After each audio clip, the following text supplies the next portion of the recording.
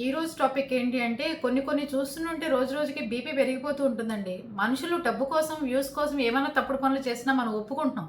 కానీ హిందూ మతాన్ని అడ్డం పెట్టుకుని, అమ్మవారి ఫోటో ఒళ్ళో పెట్టుకుని, మీ ఇష్టారాజ్యంగా గవ్వల జ్యోతిష్యం చెప్తాను నాయన, నీకు ఉద్యోగం రాదా నాయన, చెప్పు నాయన నీకేం కావాలో, నీకు అమ్మ ఇప్పుడు ఉద్యోగం రాదంటుంది నాయన, నువ్వు ఇంకో 2 సార్లు నాకు ఫోన్‌పే కానీ, గూగుల్ పే కానీ చెయ్యి నాయన, నువ్వు ఏం రాశాడో నేను రాసుకుంటున్నాను నాయన.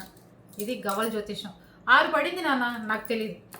అమ్మ నవ్వులు కావాలా తీసుకోండి, దోసిట్లో ఇస్తున్నాను. అమ్మ చిరునవ్వు చూసావా ఎంత బాగా చిరునవ్వు నవ్వుతుందో అని తెల్లగా మేకప్ వేసేసుకుని చక్కగా కూర్చుని ఒళ్ళు అమ్మవారిని పెట్టుకుని, అమ్మ నవ్వులు దోసిట్లో కావాలా నాన్న అని అడగటం. ఏంటి ఇదంతా అసలు? ఏంటి మీరు చేస్తున్న పనులు? మీరు ఏం చేస్తున్నారో మీకు అర్థమవుతుందో కొంతన్నా? మీరు ఏ పనులు చేస్తున్నారు? అమ్మవారిని అడ్డం పెట్టుకుని అమ్మవారి గుడి కడతానని చెప్పి కనకదుర్గ గుడి దగ్గర అడుక్కుంటుంది. ఇంకా బయట దగ్గరికి అడుగుతుంది. దేనికి అడుక్కుంటుంది అనే మాట పెద్దది వాడానంటే, చందాలు అందరూ అడుగుతారు గుళ్ళు కడుతున్నాం అమ్మ అని, తప్పులేదు. కానీ తను చేసే పని ఏంటి తెలుసా? జనాన్ని మోసం చేయటం. అసలు నీకేం తెలుసు అని చెప్పి అక్కడ అమ్మ వాక్కు కూడా చెప్తుంది ఈవిడ. నేను అడుగుతున్నా ఇవాళ, నా ఫ్యూచర్ చెప్పు, అసలు నీ ఫ్యూచర్ రేపొద్దున ఎలా ఉంటుందో చెప్పు. ఇలాంటి దొంగ ముసుగులో దేవుడి పేరు చెప్పుకుని పెద్ద బడా బాబాలు అయిపోయిన వాళ్ళందరూ ఏం చెప్పాలి? ఇట్లాంటి వాళ్ళని ఏం చేయాలి? ఎంత పెరుగుతారు? రేపు ఈవిడే ఆడి కారులో బెంచ్ కారులో తిరుగుతుంటుంది, మనం ఇక్కడే ఉంటాం. జనం ఎలా నమ్ముతున్నారు మీరంతా? అసలు ఇప్పుడు దేవుళ్ళని నమ్మటం మానేశారు, గురువులని వీళ్ళందరినీ మానేశారు. గురువు గారులు నమ్మటం గురువు గారులు అంటే ఇలాంటి పుట్టుకొస్తున్న అమ్మాజీల్ని గురువుల్ని నమ్మటం ఎక్కువైపోయింది. దత్తాత్రేయ స్వామి ఏటో వెళ్ళిపోయాడు, రాఘవేంద్ర స్వామి వెళ్ళిపోయాడు, అందరూ వెళ్ళిపోయారు దేవుళ్ళు. ఇప్పుడు కేవలం అమ్మ ముసుగుల్లో అయ్య ముసుగుల్లో ఉన్న బాబాలు, అమ్మవార్లు, స్వామీజీలే మీకు కనబడుతున్నారు. ఇళ్ళ దగ్గర ఉండి పాచి పనులు చేస్తున్న, ఇళ్లలో పని చేస్తున్న వాళ్ళకి అమ్మ పలకడం ఏంటి, అమ్మ వాక్కు చెప్పేది ఏంటి? నాకు అర్థం కాని విషయం. హిమాలయాల్లో పెద్ద పెద్ద తపస్సులు, యోగాలు చేసే వాళ్ళందరూ పోయారు. ఎవడు పడితే వాడు రాను, అమ్మకి నేను చికెన్ నైవేద్యం పెడతానేవాడు ఒకడు, నా బ్రాంతి నైవేద్యం పెడతాననేవాడు ఒకడు, ఇంకోటి గ్రామ దేవతలకైతే పెట్టుకుంటారనేది ఊరుకుంటాం. ప్రతి దానికి తయారైపోతున్నారు. నిన్న కూడా ఇప్పుడు ఆవిడ మాట్లాడుతుంది, పీరియడ్స్ టైంలో, లేడీస్ పీరియడ్స్ టైంలో ప్రసాదం తినొచ్చు, మనం దాన్ని ప్రసాదం అనుకుని చక్కగా మన హార్మోన్ ఇన్బ్యాలెన్స్ అవుతుంది కాబట్టి ఆ టైంలో మనకి చికాకులు, కోపాలు, బాధలు అన్నీ ఉంటాయి కాబట్టి ఆ టైంలో ఖచ్చితంగా తినాల్సిందే మనం ప్రసాదం అని చెప్తుంది ఆవిడ. వినండి. మనం తినొచ్చు, ఎందుకు అని కారణం చెప్తాను మీకు. మా అమ్మ ప్రసాదం మనకి ఔషధం లాంటిది. మణిదీపం ఛానల్కి స్వాగతం. ఈవిడది ఇప్పుడే నేను మణిదీపం ఛానల్లో కూడా పెట్టాను అనమాట ఈవిడ వీడియో. ఆవిడ ఏం చెప్తుందంటే, ప్రసాదం ఖచ్చితంగా తినండి, తినటం కరెక్టే, మీరు తినాలి. మనం తినొచ్చు, ఎందుకు అని కారణం చెప్తాను మీకు. మా అమ్మ ప్రసాదం మనకి ఔషధం లాంటిది. పీరియడ్స్ లో మన బోన్స్ అన్ని కూడా, ఆడపిల్లలకి బోన్స్ అన్ని పలచబడిపోతాయి. ఆ టైంలో మనం చాలా వీక్ అయిపోతాం. మనకి హార్మోన్స్ అంతా కూడా అన్బ్యాలెన్స్ గా ఉంటాయి. ఆ టైంలో మన మూడ్ స్వింగ్స్ కూడా టెన్షన్ గా ఉంటుంది. ఎవరు పలకరించినా కూడా కోపం వస్తుంది, బాధ వస్తుంది, కన్నీళ్ళు వచ్చేస్తూ ఉంటాయి. వామిటింగ్ సెన్సేషన్, బ్యాక్ పెయిన్, కాలు చేతులు లాగేయడం, బాడీలోంచి రక్తం అంతా లాగేస్తున్న ఈ భయంకరమైన సిచ్యువేషన్ లో మనకి కొద్దిగైన ప్రశాంతత కలుగుతుంది అంటే అది అమ్మ కౌగిలిలో మాత్రమే, లేదా తాళి కట్టిన భర్త కౌగిలిలో మాత్రమే అక్కడ విశ్రాంతి దొరుకుతుంది. ఆ సమయంలో తన పీరియడ్ లో ఉంది కదా అని చిరాకు పడకండి, అర్థమైందా? ఒక చంటి బిడ్డలాగా మారిపోతుంది ఆ క్షణంలో ఆడపిల్లలు. వారిని ప్రేమగా దగ్గర తీసుకోండి, వారికి ఎలాంటి అవసరాలు ఉన్నాయో అవసరం తీర్చండి. ఆ తల్లి కౌగిలి తనకి ఎంత ప్రశాంతత ఇస్తుందంటే, ఆ టైంలో అమ్మ దగ్గర నైవేద్యం మన కడుపులో నొప్పికి ఔషధంగా మారుతుంది. అమ్మ దగ్గర పెట్టిన స్వీట్ కొంచెమైనా తినండి. వేరే వాళ్ళు ఎవరైతే పూజ చేశారో వాళ్ళు పూజ చేసిన ప్రసాదం, స్వీట్ ఏదైనా పెడితే అమ్మ కడుపులో నొప్పికి ఔషధంగా నీ ప్రసాదమే ఔషధంగా తీసుకుంటున్నానని మనసుకు చెప్పుకొని తినండి. 99% పెయిన్ కంట్రోల్ అవుతుంది. ఇది నేను ఫేస్ చేస్తున్నాను. తినొచ్చు. ఎందుకు అని కారణం చెప్తాను మీకు. చూస్తున్నారుగా, ఇంకా రేపటి నుంచి బాత్రూమ్కి వెళ్ళి స్నానం చేయకుండా దీపారాధన చేయమని ఒకటి చెప్తుంది ఇట్లాంటిదే.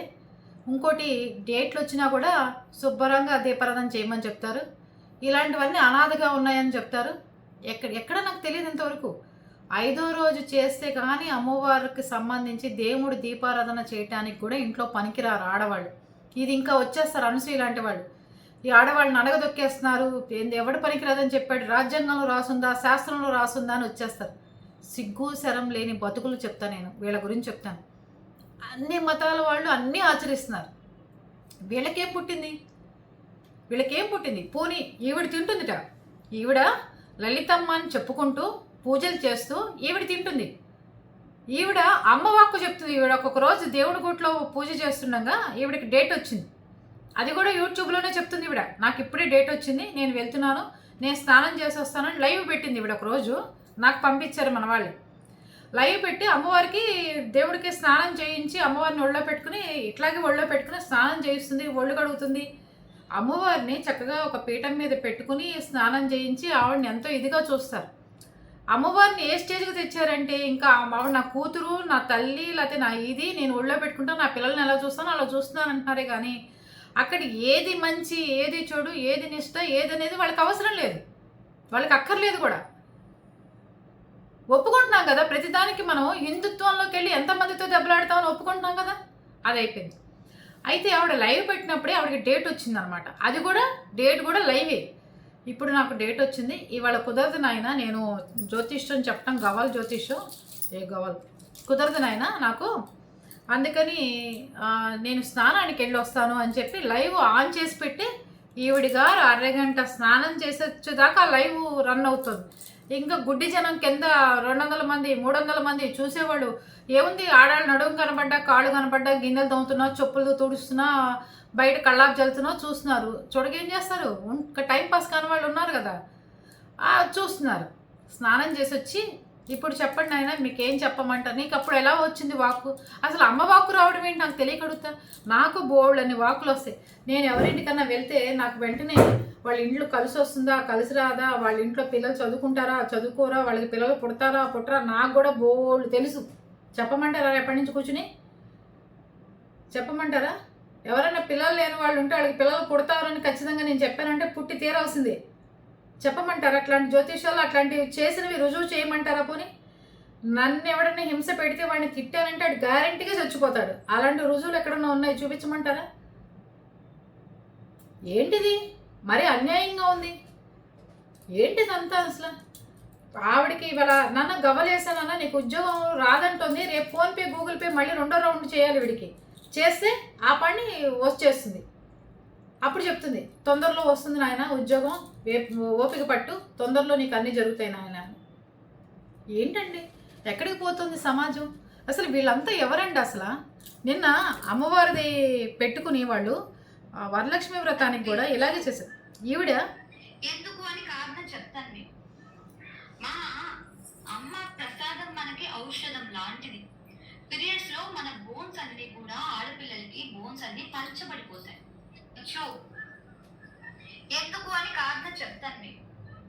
ఆ టైంలో అమ్మ దగ్గర నైవేద్యం మన కడుపులో నొప్పికి. సరే ఇంకా తినేసేయండి, బాత్రూమ్ పోయి వచ్చి తినండి, స్నానాలు చేయకుండా దీపారాధన చేయండి. స్నానాలు చేయకుండా ఇట్లాంటి అమ్మలు వచ్చి బయటకు వచ్చి చెప్తున్నారు కదా, 4వ రోజు స్నానం అవ్వకుండానే వెళ్ళి దేవుడి గుట్లో మీరే స్వీట్లు తీసుకు తినండి. లేకపోతే ఎవడో నేను ఎందుకు పెడతాను, బయట డేట్ వచ్చిన వాడికి పోయి నేను వెళ్ళి నువ్వు ప్రసాదం తిను, నీ కడుపులో నొప్పి తగ్గుతుందని చెప్పి నేను పెడతాను. డేట్లు వచ్చిన వాడికి వెళ్ళి అసలు ముట్టుకుంటారు ఎక్కడన్నా? అసలు స్నానం చేయకుండా ప్రసాదం తింటాం మనం, అలాంటిది డేట్లు వచ్చింది ప్రసాదం తింటాం ఏంటి? అర్థం కావట్లే నాకు. ఎక్కడి ఆచారాలు వచ్చినాయో నాకు తెలియట్లా. ఇప్పుడే కొత్తగా కామాకి ఆవిడకి డేట్, సంవత్సరానికి ఒకసారి డేట్ వస్తుంది, అక్కడ ఉత్సవాలు చేస్తారని చెప్పి కొత్తవి సృష్టించి అసలు అది ఉందా లేదా, అసలు అప్పుడు ఆ టైంలో అక్కడ ఎందుకు ప్రసాదాలు నైవేద్యం పెడతారో తెలియదు, అక్కడ ఎందుకు చేస్తారో తెలియదు. ఇక్కడికి వచ్చేసి ప్రతి ఒక్కళ్ళు ఏది పడితే చెప్పటం.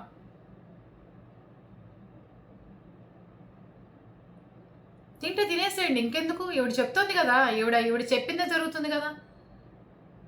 ఈవిడ వాక్కు చెప్తుందిట. ఇప్పుడు అమ్మవారు గుడి కట్టి, లలితమ్మ గుడి కట్టి ఈవిడ దగ్గర వాక్కు చెప్తుందిట. నేను కూడా ఒకసారి ఇలాగే వెళ్తే, ఒక తెలిసిన వాళ్ళ గుడి దగ్గరికి వెళ్తే, గుడి పక్కన ఒక మగ ఆయనే ఆడవేషం వేసుకుని కూర్చున్నాడు. ఆయన అందరి ఆయన కాళ్ళు తీసుకొచ్చి అందరూ ఆడవాళ్ళ ఒళ్ళో పెడుతుంటే ఆడవాళ్ళు నొక్కుతున్నారు. ఏది? ఆయన పాదాలని. అమ్మ నాకు ఈ కష్టం వచ్చిందమ్మా, ఇది బాధ వచ్చిందమ్మా అని. అప్పుడు ఆయన అంటున్నాడు, ఆయన అంటే మగాడు, ఆ మగాడికి ఆడవాళ్ళందరూ వెళ్ళి స్నానాలు చేయించి బాత్రూంలో తీసుకొస్తున్నారు. ఎంత దౌర్భాగ్యమైన స్థితిలో ఉన్నారో మీ అందరూ మీకు అర్థమైంచి వస్తుందా? ఇలాగే తిడతా నేను. ఒక మగాడికి బాత్రూంలోకి తీసుకుపోయి నా కళ్ళ ముందే ఆడవాళ్ళు స్నానం చేయించి తీసుకొచ్చి చీర కడుతున్నారు అమ్మని. మగాడు అమ్మవారు ఏంటి? అయిపోయింది. సరే, కట్టిన తర్వాత ఒళ్ళో కాళ్ళు పెట్టడం ఏంటి అసలు? నాకు తెలియకడుగుతా. ఒళ్ళో మనం పిల్లలో, మన మొగుడో, బంధువులో, లేకపోతే అక్కో చెల్లో కాళ్ళు పెడితేనే మనం కాళ్ళు నరికేస్తామే. ఎవరో ముక్కు మొహం తెలియని వాడు ఒళ్ళో కాళ్ళు పెడితే వీళ్ళు నొక్కుతూ, నేను కాకి రూపంలో నీ ఇంటికి వచ్చాను, నేను గుర్తుపట్టలేదా నన్ను? అయ్యో నేను గుర్తుపట్టలేదయ్యా, నీ గుర్తుపట్టలేదమ్మా అంటే, రేపు గుర్తుపట్టుకోవే, నేను వచ్చి నిన్ను చాలాసార్లు అన్నం పెట్టమని అడిగాను అని చెప్తున్నాడు. నాకు వచ్చిన బీపీకి నాకు తిక్క రేగిపోయింది. నన్ను ఎవరో తీసుకెళ్ళి గుడికి తీసుకెళ్ళిన వాళ్ళు ఉంటారు, అమ్మ కూర్చొని బాగా చెప్తారమ్మా, ఏ చెప్పినా జరుగుతుందమ్మ అంటే, నన్ను కళ్ళకు దండం పెట్టమన్నాడు. నేను పెట్టినానా? నేను దేవుడికి తప్ప ఇలా దేవుడి వేషం వేసుకుని బుడబొక్కల వేషాలు వేసుకుని తిరుగుతున్న వాళ్ళకి మాత్రం చచ్చినా పెట్టనని చెప్పాను నేను. దసరాలప్పుడు వచ్చేవాళ్ళు ఈ బుడబొక్కల వాళ్ళని, వాళ్ళని ఒక్కళ్ళనే అనేవాళ్ళు. ఈ వేషాలు వేసుకుని పాపం వాళ్ళ పొట్ట గడవటం కోసం పాపం వాళ్ళు ఇవన్నీ చేసేవాళ్ళు. వాళ్ళ వేషాలు వేసుకుని వీళ్ళందరూ తిరుగుతున్నారు. వాళ్ళు పాపం ఆ దసరాల్లో, ఆ సంక్రాంతి నెలలోనే వచ్చేవాళ్ళు పాపం. వాళ్ళ ముసుగులో వీళ్ళు తయారయ్యారు. వాళ్ళు మంచిగా వాళ్ళ పొట్టగడి వాళ్ళ కుటుంబ పోషణ కోసం వాళ్ళు జరిగితే, వీళ్ళు మన ముసుగులో మన్ని మోసం చేయడానికి ఇట్లాంటి వేషాలు వేసుకుని తిరుగుతారనమాట. అది అయిపోయిన తర్వాత పాదాలు ఒత్తుతూ, ఆయన పాదాలు అక్కడ ఉన్న వాళ్ళందరూ క్యారెట్ నోట్లో పెట్ట, కీర దోసకాయ పెట్ట, కనీసం 200 మంది ఉన్నారండి క్యూలో. 200 మందికి వంట చేశారు అక్కడే ఆడవాళ్ళు. 200 మంది చెప్పించుకుంటున్నారు. ఏం చెప్పాడమ్మా అక్కడంటే, నేను కాకి రూపంలో వచ్చా, నువ్వు కొట్టావు. నేను పిల్లి రూపంలో వచ్చా, నన్ను పాలు తాగనివ్వలేదు. నేను ఆ రూపంలో వచ్చా. నీ కొడుకు ఆటో కొనుక్కుంటాడని చెప్పావు కదా నాకు. నేను కొనుక్కోమన్నాను కదా, కానీ యాక్సిడెంట్ అయింది కదా నీ కొడుకు దానికి. అవునయ్యా అయింది కదా, అందుకే వచ్చానయ్యా. అవుతుంది, అవకి ఎక్కడికి పోతుంది? ఇంతేనండి, ఇంతే చెప్పటం. డబ్బులు వర్షం కురిపిస్తున్నాడు ఆయన పాదాల మీద. కీరా దోసకాయ క్యారెట్ నోట్లో పెట్ట. ఆయన భార్య లక్షణంగా ఉంది, ఆయనకి పిల్లలు ఉన్నారు, సంసారం చేస్తున్నాడు. మళ్ళీ ఈయనకి తీసుకెళ్ళి బాత్రూంలో ఈ ఆడవాళ్ళందరూ కలిసి స్నానాలు చేయిస్తున్నారు. మళ్ళీ గదిలో తలుపేసి 4 ఆడవాళ్లే మళ్ళీ ఆయన బట్టలు కట్టి తీసుకొస్తున్నారు, లంగా జాకెట్ చీర కట్టి. ఇక ఏంటి అసలు ఈ దౌర్భాగ్యమైన పరిస్థితులు? 1 గంటకి 12ంటికి వెళ్ళిన జనము సాయంత్రం 4:30కి వస్తాడనమాట ఆయన వీళ్ళందరి దర్శనానికి. ఆడవాళ్ళు ఒళ్ళో కాళ్ళు పెడతాడు. ఎంతసేపు అయినా ఆయన ఇష్టం, చక్కగా హాయిగా స్వేచ్ఛగా జరుపుకుని హాయిగా పెట్టుకుంటే వీళ్ళందరూ ఒత్తుతూ ఉండాలి. కూర్చోమ్మా, అయ్యగారు ఆశీర్వదిస్తారు, అమ్మ ఆశీర్వదిస్తుందంటే నేనేం కూర్చోనండి, నాకు కూర్చోవలసిన అవసరం లేదు, నాకే కష్టాలు లేవు, ఏ బాధలు లేవు. ఏదన్నా కష్టం కానీ బాధ కానీ వస్తే అప్పుడు వస్తానండి, నాకేమీ లేవని ఇలాగే చెప్పేసాను నేను. నాకు ఏ కష్టాలు బాధలు ఏమీ లేవు. ఉంటే ఇందాక అమ్మకు చెప్పుకున్నాను గుళ్ళో, నాకు ఏదన్నా ఉంటే నేను మళ్ళీ కలుస్తాను, నేను ఆయన దగ్గర పాదాల దగ్గర నేను కూర్చోలేను అని చెప్పాను. చెప్పండి, ఖచ్చితంగా చెప్పండి, ఏం జరగదు మనకి. ఖచ్చితంగా చెప్పిరండి అక్కడి నుంచి. అంతేగాని డేట్లు వచ్చినప్పుడు నువ్వు ప్రసాదం తినమని చెప్తుందా? ఇదే చెప్పేసా సంస్కారం లేని హీనురాలు. తినండి, అభ్యంతరం ఏముంది, తినండి. నాకు అభ్యంతరం కాబట్టి నేను వ్యతిరేకిస్తున్నా. తినాలనుకుంటే డేట్లు వచ్చినప్పుడు కూడా దీపారాధన చేయండి, డేట్లు వచ్చినప్పుడు కూడా తినండి. ఆ అమ్మవారే చూసుకుంటుంది తినేవాళ్ళని, నేను దీపారాధన చేసేవాళ్ళని. బాత్రూమ్ పోయి వచ్చినా కూడా స్నానం చేయకుండా దీపారాధన చేయండి. ఇంకా చెప్తున్నారుగా ఇలాంటి వాళ్ళందరూ యూట్యూబ్లో కూర్చుని. అంతే, ఏమంటారు మీరందరూ?